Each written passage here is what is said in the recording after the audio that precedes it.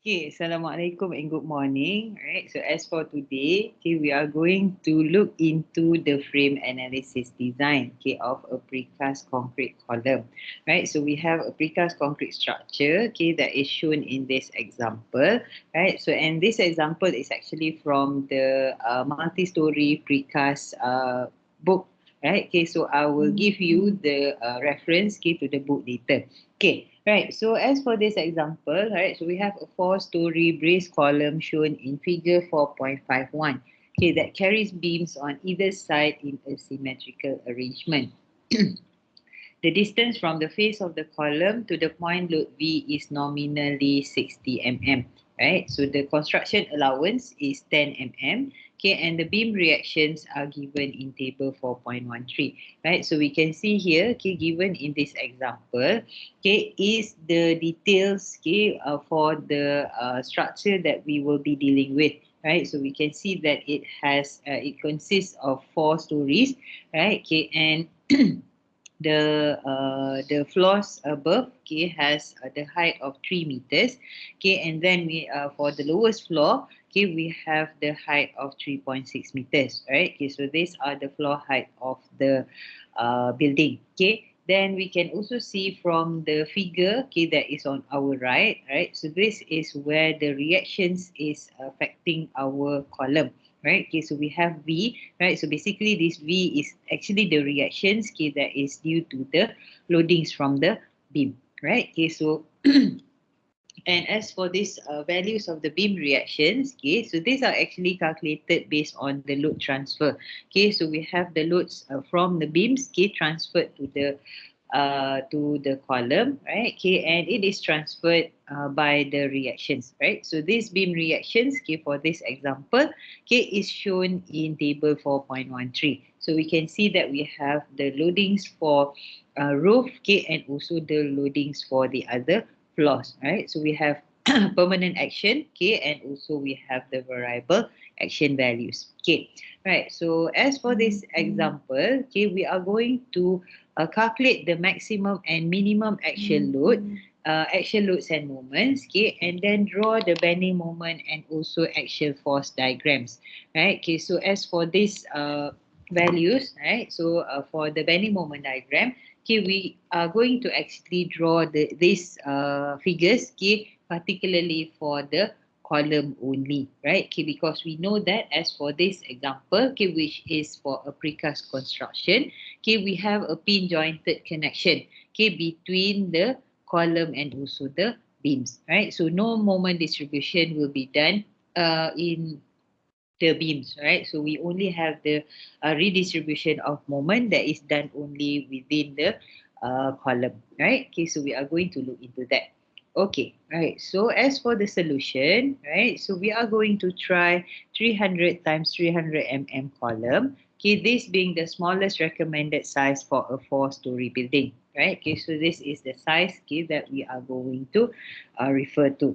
Right, so we have this one, okay, then we have so therefore we have B and also H, okay, of similar dimensions of 300 mm, okay, assuming 20 millimeter diameter bars, right? So therefore if we calculate for the D value, okay, we will get 245 millimeters, okay, right? So next one, okay, next part, what we are going to calculate first, okay, is actually the total loadings that is acting on our column, right? Okay, so we wanted to find the value of the maximum load, okay, it is which is acting on our column, okay, also considering the self weight of the column itself, right? So we can see here, okay, that for the self weight of the column, okay, it can be calculated by 0.3 times 0.3, right? So these are actually the values of B and also H, right? Then multiply with the concrete density, right? Okay, so we have the concrete density of 25 kilonewton per meter cube, okay, and also multiply this with the total height of the column, right? Okay, so we have here, okay, if we look back to the layout, okay, of our column, right? So we have three 3 meters floor height, okay, for three floors, okay, then we also have another floor, okay, which is 3.6 meters, right? So the total height, okay, of this building, okay, is 12.6 meters, right? Okay, so that is the this is the total height, right? So total height of column.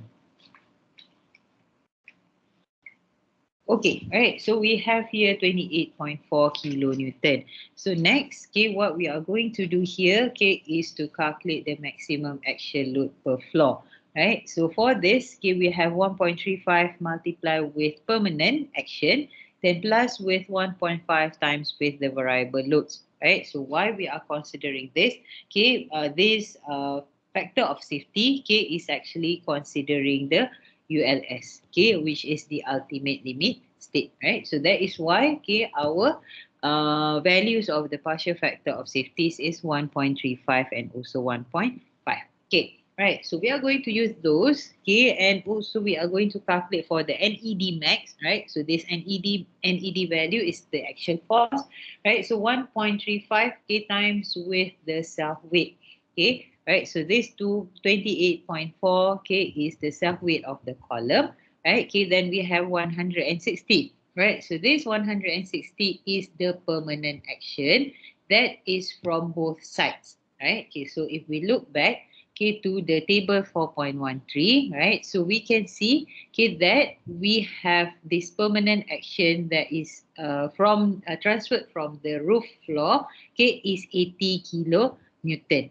Okay, but this 80 kilonewton, okay, is just for one side, right? Okay, so when it is from one side, right? So therefore, it will be transferred, okay, to the column, right? So we can see that this column is supporting beams on both sides, right? So therefore, okay, from the roof and also from the floors, okay, we are going to multiply, okay, the value of the reactions by 2, right? Okay, because we have these two symmetrical arrangement of beams, okay, on both sides of our column, right? Okay, so in practically, right? So if you calculate this for other cases as well, so we can consider, okay, how many beams, okay, that is actually connected to our beams, right? So if we have 4 or 3 beams, okay, that is connected, then we have to multiply by that number of beams, okay, right? So here we have 160, right? So this 160 is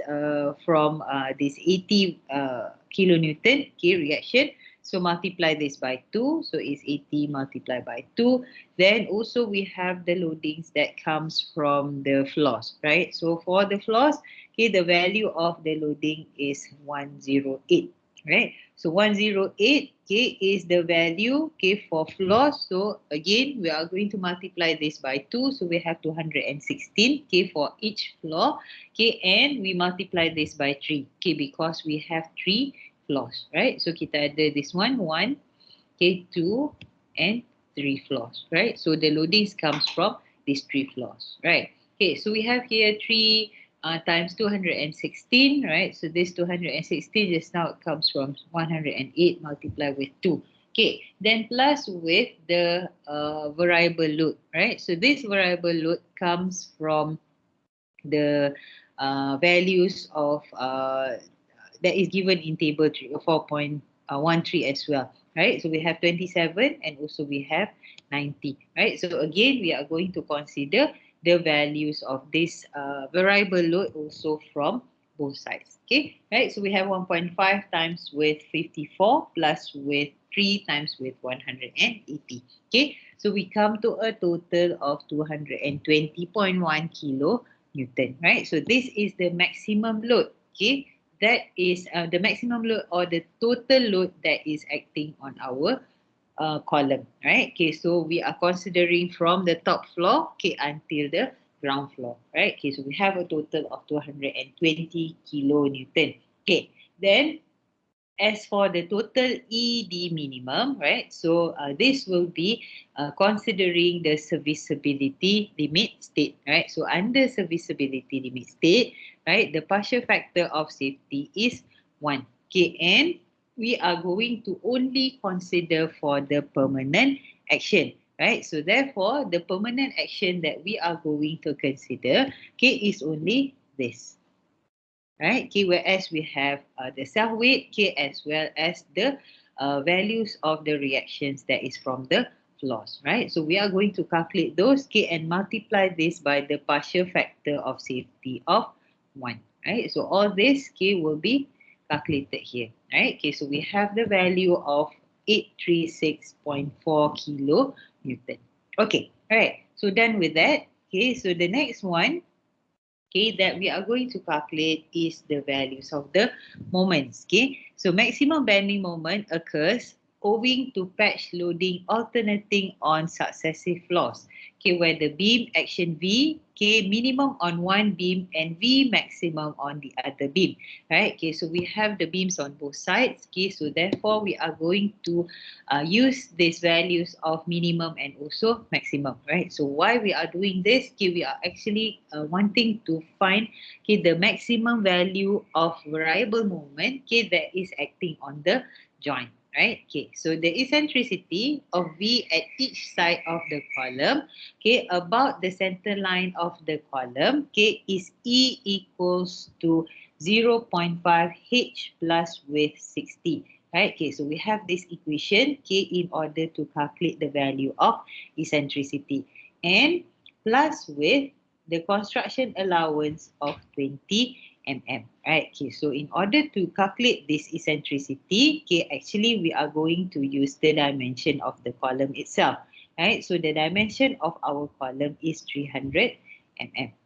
Right, okay, and what we wanted to calculate, okay, is actually, okay, dia punya eccentricity, right, okay, from the center of the support, right? Okay, so here, okay, we are going to look back, okay, to our beam, to our column, okay, whereas, okay, we can see, okay, that we are going to take the dimension, okay, from the center, right, to the to our loops. Okay, so this will be the eccentricity, right? So how is this calculated?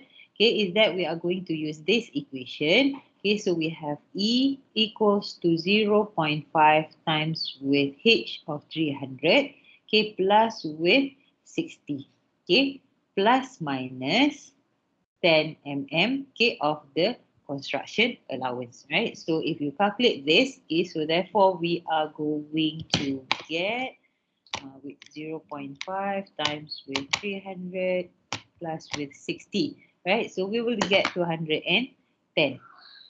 Okay, so 210 plus minus with 10 mm, right? So therefore we are going to get, okay, 200 and also 210, 220. Okay, so 200 millimeters minimum, okay, and 220 maximum. Okay, right? So this is considering, this is, okay, right? So this is considering the value of the eccentricity, right? So we have 200 and also we have 220 mm. Okay, right. So as you can see here, right? So the value that we have already calculated, okay, which is the value E. Okay, we can substitute, okay, into the calculation for the maximum moment, right? Okay, so what we are going to do here is to find the difference, okay, between the moments from the beams, okay, on the left and also from the right. So we can see here that we are finding the differences, okay, and it is calculated by multiplying, okay, this E value, okay, with the values of the loadings.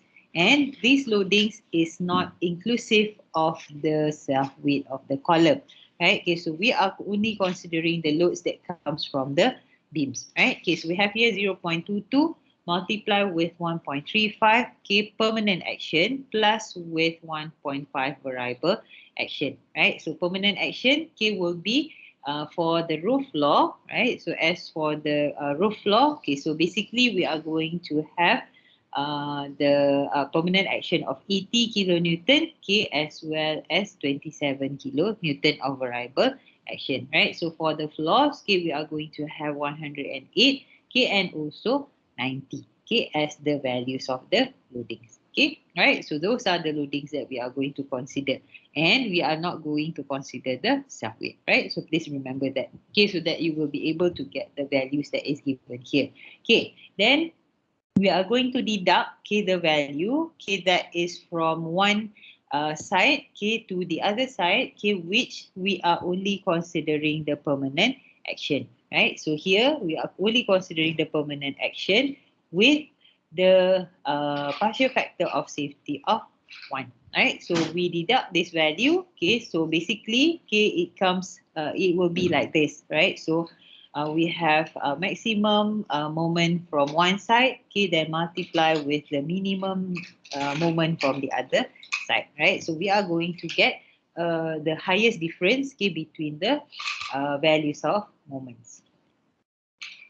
Okay, right. So as you can see here, okay, we have the differences, okay, of 16.67, okay, for the roof floor, okay, and also we have 40.18 kilonewton meter for the other floors, right? Okay, so we have to calculate for these floors one by one, okay, because we wanted to find the difference, okay, in the values of moments in these columns, okay, right? So kita nak cari benda ni sebenarnya, right? So this difference in the moment values. Okay, right. So once we get that, okay, what we are going to do next, okay, is actually to find the moment distribution factors. Alright, okay, so how we are going to calculate these moment distribution factors, okay, this is actually depending, okay, on the similar step, okay, that you have already done in your structural analysis, okay, whereas we are considering the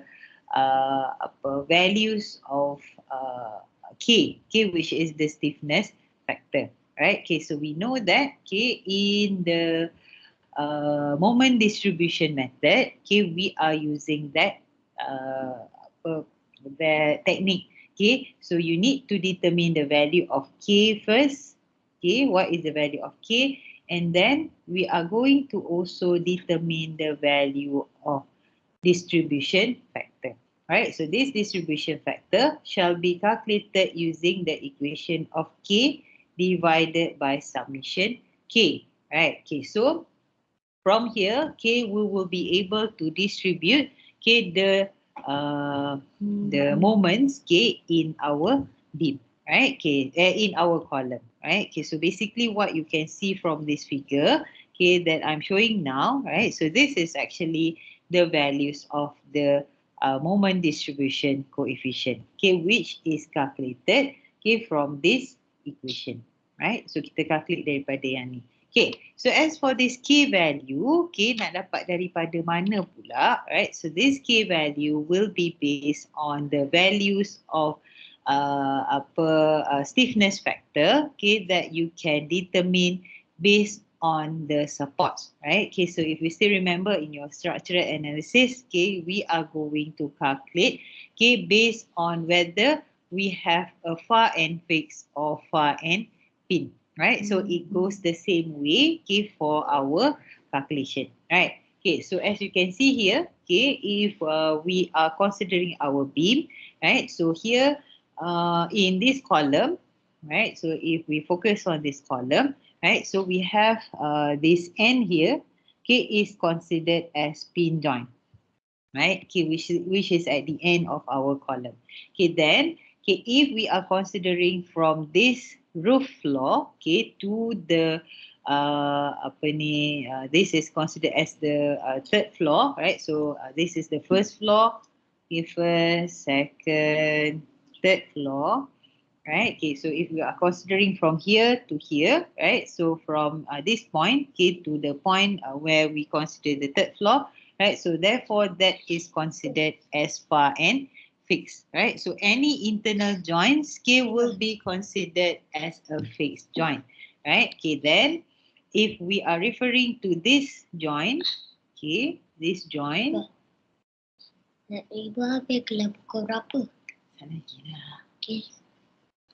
Okay, right. So if we are considering this joint, okay, to the joint on this roof, right? So this is considered as far end pin, right? Okay, so you need to remember this back, right? So whatever you have already learned in your structural analysis, okay, so you have to refer back, okay, to those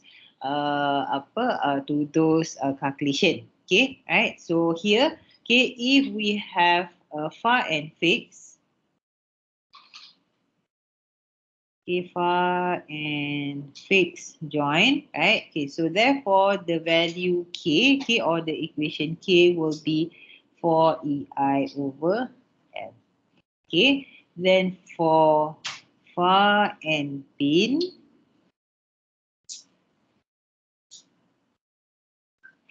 the k value will be 3ei over L. Right. Okay. So, however, in our case, right, so the k value, okay, the ei value, okay, is actually the same ei value for all floors, okay, because we are considering the same material, okay, and also as for the size of the column, okay, the size of the column is similar for each floor, right? Okay, so therefore the ei values are considered as constant. Okay, so we are left with 4 over L. Okay, right. So the next one, okay, as what we can see, okay, for our column, okay, we can calculate for each and every values of k, right? So we are going to calculate the k value for each floor, right? So here we can see that for the first roof floor, okay, whereas we have the far and fixed, okay, for the third floor. So therefore, the k value will be, okay, so k is equals to 4 over L, right? So the L value, okay, for the first span, okay, here is 3 meters, okay. So here is 3 meters. Okay, so we have 3 meters, we have 3 meters here as well, right? So 3 meters and 3.6 meters. Okay, right. So for the first one, okay, the value k here will be 4 over 3. Okay. Then the next one, okay, for the third floor, right? So if we are considering the roof floor as the far end, right? Okay, so here, okay, the k value will be, okay, because it is far end pin, so this is 3 over 3. Okay. Then as for the bottom part, okay, so k, considering this point, right? So this is also considered as far and fixed. So this will be 4 over 3. Okay. Right. So that is for the third floor. Okay. Then as for the second floor, okay, we are going to have k um, of this one, right? So this is considered as far and fixed, right? So for far and fixed, we have 4 over 3 as well. Okay, right? Then for the far and pin, for far and fixed, right? Okay, because this is considering another internal joint, right? Okay, so therefore this is also 4 over 3. Okay, right. So what else? Okay, so the as the for the bottom one, right? So we have k equals to 4 over 3, right? Because we are considering this point, okay, which is the point above, right? So this is k equals to 4 over 3. Okay, 4 over 3. Okay, yes, 4 over 3. And then, okay, for the bottom part, okay, since as for the foundation here, okay, it is considered as a fixed end, right? Okay, so therefore the value will be also considered as a fixed end, right? So therefore the k value or the stiffness value will be 4 over 3.6, right? So why is it 4 over 3.6? Okay, because we are considering that it is the length, okay, of this column is 3.6. Okay, it is not 3. Okay, right. Okay, so next, okay, what we are going to do, okay, since the equation for the distribution factor, okay, it considers the total k, right? So we need to calculate the total k for each joint, right? So total k for the first one, okay, which is for the roof floor, right? So this is for the roof floor. Okay, so for the roof floor, we only have one value of k, so the total k is 4 over 3. Okay, then for the second one, okay, which is for this part, okay, so the total k, K for this part is 3 over 3, K plus with 4 over 3, K which is equals to 7 over 3. Okay, so this is the value of the summation K. Right, so summation K is 7 over 3. Okay, so next one here, okay, we have 4 over 3, 4 over 3. So the value of total K is 8 over 3. Right, okay, then we also have another one, okay, which is 4 over 3 plus with 4 over 3.6. So 4 over 3 plus with 4 over 3.6, okay, it becomes 22 over 9. Okay, right? So these are the total values of K, right? So how are you going to calculate the values of the distribution factor? Okay, is that we are going to divide the value K, that we have here with the value of total K for each joint, right? Okay, so for the first one, we are going to have the value of 3 over 3, K or 1, okay, divided by 7 over 3. Okay, and the value that you are going to get, okay, for this first distribution factor, okay, will be 0.429, right? Okay, so this one we have 3 over 3, okay, divide by 7 over 3, right? So we have 0.429. Okay, then as for the bottom part, okay, which is this part, right? So this is 4 over 3, okay, divided by 7 over 3, right? So what you are going to get there is 0.571, right? So it goes the same way for the roof floor. Okay, only that for the roof floor, we only have one joint, right? So we do not have any columns that is above the roof floor, right? So therefore, it is 4 over 3 over 4 over 3 lah. Okay, because the total K is actually 4 over 3. Right, okay, so that is why the distribution factor that you get here is equal to 1, right? So they repeat the same steps, okay, for the other joints as well in the column, and you are going to get all the values of the distribution factors, right? So we can see that we have 1, okay, for the roof floor, we have 4.29 and 0.571 for the third floor, 0.5, 0.5 for the second floor, and also 0.545 and 0.455, okay, for the first floor, right? Okay, so these are the designated values, okay, that we can calculate, okay, using the method of distribution, right? Okay, in distributing the moments, right? So similar calculation, okay, is also shown, okay, in this example, right? So these are actually to calculate the distribution factors, okay, right? So it goes the same way as what I have already shown you, okay, right? So once we get those, okay, then we can actually calculate and distribute the moments throughout our beam, right? Okay, so how are we going to calculate the values, okay, is that by multiplying, okay, the value of our value of difference of moments, okay, that we have already calculated earlier, okay, which are these values, okay. So we have 16.67 kilonewton meter for the roof floor, okay, and also we have 40.18 for the other floors, right? Okay, so we are going to multiply those values, okay, with the distribution factors that we have already calculated, right? So for the first value, okay, here, which is for the roof, okay, so we have 16.67 multiplied by the distribution factor of 1, right? So that is why we have the value of 16.67, right? Okay, then for the next part, okay, is for the value at the floors, okay, which is for the third floor, right? So we are going to have 40.18, okay, multiply with 0.429, right? Okay, so the value that you are going to get here is 17.24.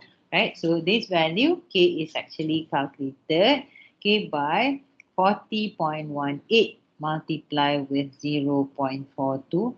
Right, okay, then repeat the same thing, okay, but now we are going to use this upper distribution factor. So it's 40.18 multiplied with, okay, 0.571. right? Okay, so repeat the same steps, okay, and you will get, okay, the values, okay, for the for the bending moment, okay, for the whole column, right? Okay, so floor by floor. So you need to calculate these values, okay, floor by floor, okay, one by one, right? And as for the bottom one, as for the bottom part, which is at the foundation, okay, since it is a fixed support, right? Okay, so therefore we are going to have a 50% carry over moment to the foundation, right? So that is why we have this 9.14. So this is actually 50%, okay, out of 18.28, right? So this 18.28 comes from the above floor, right? Okay, so you can calculate one by one in consideration of the moment distribution coefficient. Okay, then the next one, okay, is the axial force diagram, right? So this axial force diagram is actually the values of the axial loads that is calculated from above, from the above, right? Okay, so we have the roof floor, right? So starting from the roof floor until the bottom floor, right? So what we have already calculated earlier, okay, which is this one. This is actually the total value of the action load, right? So total from above daripada mula, then we calculate until we get the total at the bottom. Okay, that will be acting on the foundation. Okay, right. So as what we can see from the axial force diagram, okay, actually the values is calculated per floor, right? So one by one, okay, considering the self weight of the column for each floor, and then and then it has to be added, okay, with the values of the loadings from the beams, right? So from there you are going to get these values, and you can see, okay, that the values tend to increase, okay, as it moves further down, right? Okay, so there is some mistakes, okay, in this values. So I think this value of 306 should be on top here, right? Never mind, you can just check, right? Okay, with regards to these values, right? Okay, so you can see that we have the total action force diagram, right? So dia punya the big total, okay, so the maximum value, okay, will be the same as what we have already calculated earlier, right? So kita ada dekat sini 220.1 kilo Newton, right? Okay, so yang tu adalah dia punya total, right? So this is what I'm going to show you today, right? Okay, so you can see that we can actually draw the bending moment diagram, okay, for our column, okay, and you can also see, okay, that the values of moments, okay, are distributed along the floors, okay, and it is also considering the same method, okay, as what you have already done previously for beams, okay, as you do the moment distribution method, okay, for beams, and also I believe you have already do this also for frames, right? Okay, so we are going to use the same method, okay, and also using the same equations for stiffness factors and also distribution factors for these cases, right? Okay, only that now, okay, we are doing it vertically, okay, which is particularly for a column, right? And we can also see here, okay, that we are not distributing any of these moments, okay, to the beams, okay, but instead we are only distributing the moments within the columns, okay, which is having the pin support, pin support connection, okay, between the columns and also the beams, okay, right? So with that, okay, so I think that would be all, right? So thank you very much, everyone. Okay, Assalamualaikum.